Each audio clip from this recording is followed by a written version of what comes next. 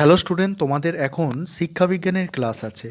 তোমাদের 7 নম্বর অধ্যায় থেকে যে আমি সাজেশানটা দিয়েছিলাম, সেই সাজেশানের দুটো প্রশ্ন নিয়ে আজকের ক্লাসে আমি আলোচনা করব। প্রথম প্রশ্ন হচ্ছে, কোঠারি কমিশনের সুপারিশ অনুযায়ী মাধ্যমিক শিক্ষার কাঠামো ও পাঠ্যক্রম সম্পর্কে আলোচনা করো। এই কাঠামো, তারপরে একটা হবে ও, কাঠামো ও পাঠ্যক্রম সম্পর্কে আলোচনা করো। এবং দ্বিতীয় যে প্রশ্নটা আজকে ক্লাসে আলোচনা করব সেটা দেখো, কারিগরি শিক্ষা কাকে বলে, ওর সঙ্গেই আছে বৃত্তিমূলক ও কারিগরি শিক্ষার প্রয়োজনীয়তা ব্যক্ত করো। এই দুটো প্রশ্ন আলোচনা করব। প্রথমে দেখো, মাধ্যমিক শিক্ষা সম্পর্কে কোঠারি কমিশনের কাঠামো ও পাঠ্যক্রম সম্পর্কে যেসব সুপারিশ করেছে সেটা দেখো। বলছে, কোঠারি কমিশন দেশের সামগ্রিক শিক্ষা ব্যবস্থা উন্নতির জন্য বহুমুখী সুপারিশ করবে। ঠিক আছে, বহুমুখী সুপারিশ করবে। মাধ্যমিক বিদ্যালয়ের অবস্থিতি, শিক্ষার উপযুক্ত মান রক্ষা, মেধাবী ও প্রতিভাবান ছাত্র ছাত্রীদের খুঁজে বের করার উদ্দেশ্যে কমিশন মাধ্যমিক স্তরে শিক্ষার কাঠামো ও পাঠ্যক্রম সম্পর্কে যে সুপারিশগুলি করেছে সেগুলি হলো বলে। এবারে মাধ্যমিক শিক্ষার কাঠামো দেখো, প্রথমে মাধ্যমিক শিক্ষার কাঠামো সম্পর্কে সুপারিশ। কমিশনের মতে এই শিক্ষা হবে মোট 4 বছরের। এক্ষেত্রে কমিশন দুটি স্তরের সুপারিশ করে, যথা মাধ্যমিক শিক্ষা আর একটা হচ্ছে উচ্চ মাধ্যমিক স্তর। একটা হচ্ছে মাধ্যমিক আর একটা হচ্ছে উচ্চ মাধ্যমিক স্তর। তাহলে কি বললাম, যে কমিশনের মতে এই শিক্ষা হবে মোট 4 বছরের। এক্ষেত্রে কমিশন দুটি স্তরের সুপারিশ করে, এক হচ্ছে মাধ্যমিক শিক্ষা আর একটা হচ্ছে উচ্চ মাধ্যমিক স্তর। ঠিক আছে, মাধ্যমিক উচ্চ মাধ্যমিক।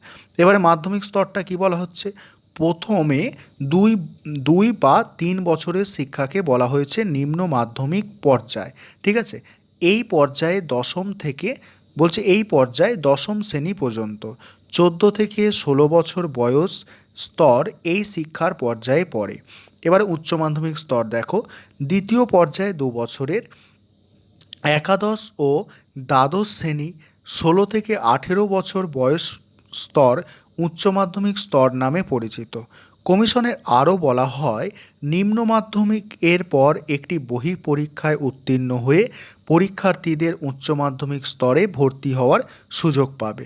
তারপরে বলা হচ্ছে দেখো, আমাদের রাজ্য পশ্চিমবঙ্গে নবম ও দশম শ্রেণীকে অর্থাৎ নিম্ন মাধ্যমিক স্তরকে মাধ্যমিক শিক্ষা বলে গণ্য করা হয়, আর অন্যদিকে একাদশ ও দ্বাদশ শ্রেণীর উচ্চ মাধ্যমিক শিক্ষা বলে অভিহিত করা হয়। ঠিক আছে, তারপরে কি বলা হচ্ছে দেখো, মাধ্যমিক শিক্ষা সম্পর্কে কোঠারি কমিশনের সুপারিশগুলি সময় উপযোগী এবং বাস্তবধর্মী হওয়ায় এই সুপারিশের ভিত্তিতে শিক্ষা, বলছে শিক্ষাক্রম চালু রয়েছে। ঠিক আছে, এবারে বলছে মাধ্যমিক শিক্ষার পাঠ্যক্রম সম্পর্কে, ওটা শিক্ষার কাঠামো হলো, এবারে পাঠ্যক্রম কি বলা হচ্ছে দেখো। নিম্ন মাধ্যমিক স্তর যেটা অষ্টম নবম দশম শ্রেণী নিয়ে হয় সেটার কথা বলছে দেখো।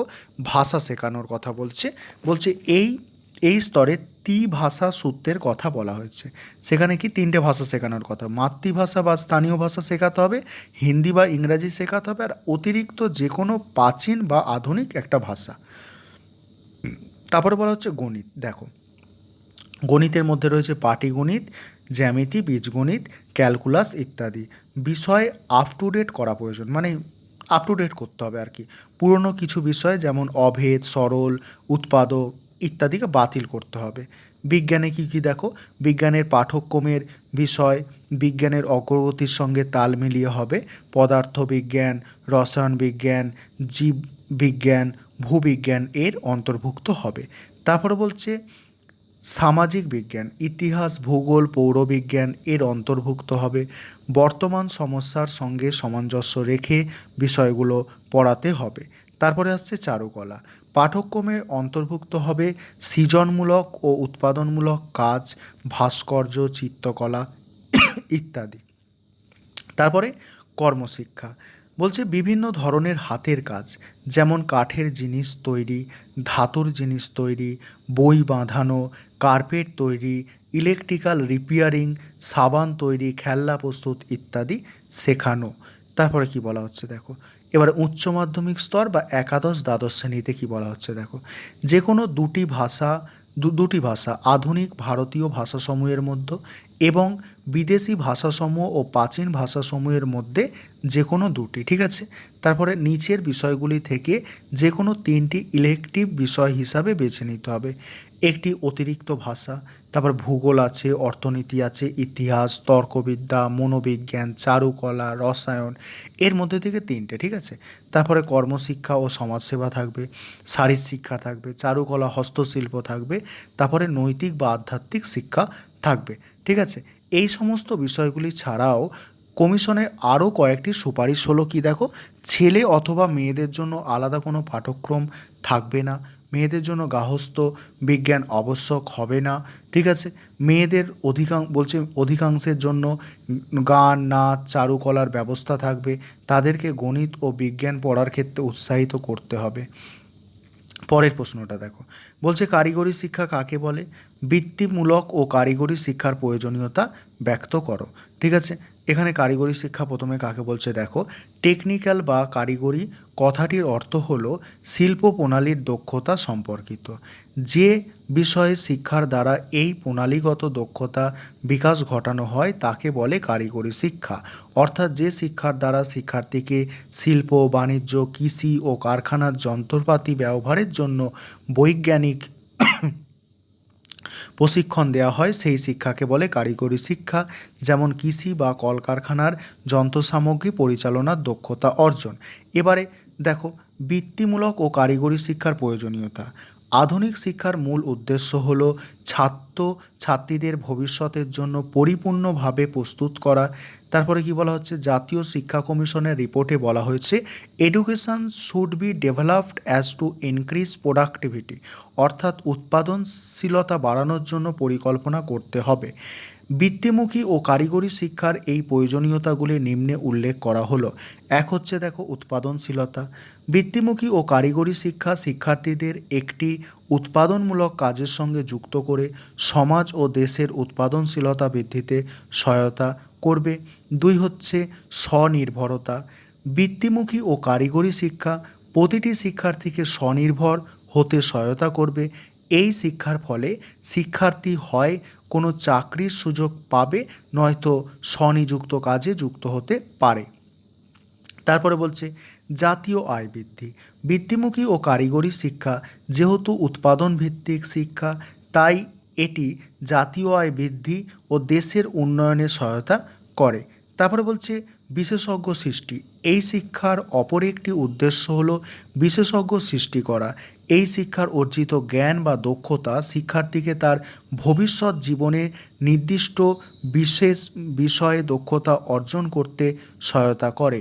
তারপরে বলা হচ্ছে দেখো অর্থনৈতিক নিরাপত্তা দান। বৃত্তিমুখী ও কারিগরি শিক্ষা শিক্ষার্থীকে ভবিষ্যৎ জীবনের জীবিকা অর্জনে সহায়তা করে, যা তাকে তার জীবনের অর্থনৈতিক নিরাপত্তা দিয়ে থাকে। পরের পয়েন্ট, শিক্ষার্থীদের আগ্রহ, প্রবণতা ও বিশেষ ক্ষমতায় অগ্রাধিকার দেওয়া। এখানে কি বলা হচ্ছে, এই শিক্ষার অপর উদ্দেশ্য হলো শিক্ষার্থীর বিশেষ ক্ষমতা, আগ্রহ, চাহিদা বা প্রবণতাকে কাজে লাগানো।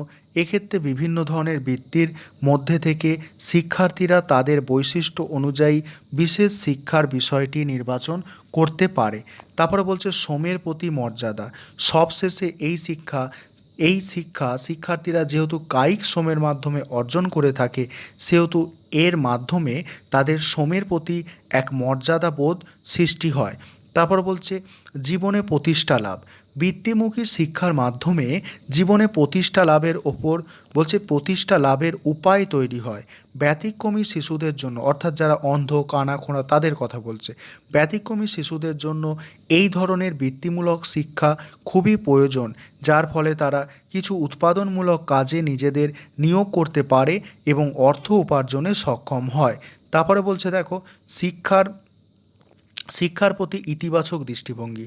পুঁথিগত নিরস শিক্ষার একঘেয়েমি দূর করে ব্যবহারিক ও হাতে কলমে শিক্ষায় তাদের উৎসাহ বৃদ্ধি, এক প্রকার ইতিবাচক মনোভাব গড়ে তোলে। তারপর বলছে শ্রমের প্রতি উৎসাহ। বৃত্তিমুখী ও কারিগরি শিক্ষা শিক্ষার্থীদের শ্রমের মর্যাদা দিতে শেখায়, নৈতিক চরিত্র গঠনে সাহায্য করে। তারপরে দেখো কর্মের সুযোগ। বৃত্তিমূলক ও কারিগরি শিক্ষা শিক্ষার্থীদের কর্মের দক্ষতা বৃদ্ধি করে, যে বৃদ্ধি করে যে চাকরি বা কর্মসংস্থানের সুযোগ সৃষ্টি করে। এবারে উপসংহার দেখো, বলছে বৃত্তিমুখী ও কারিগরি শিক্ষা হলো ব্যক্তি নির্ভর, নির্বাচনধর্মী, বৈচিত্র্যপূর্ণ, ব্যবহারিক, স্বনির্ভরতার শিক্ষা, যা শিক্ষার্থীকে সকল দিক থেকে পরিপূর্ণ বিকাশ ঘটিয়ে থাকে।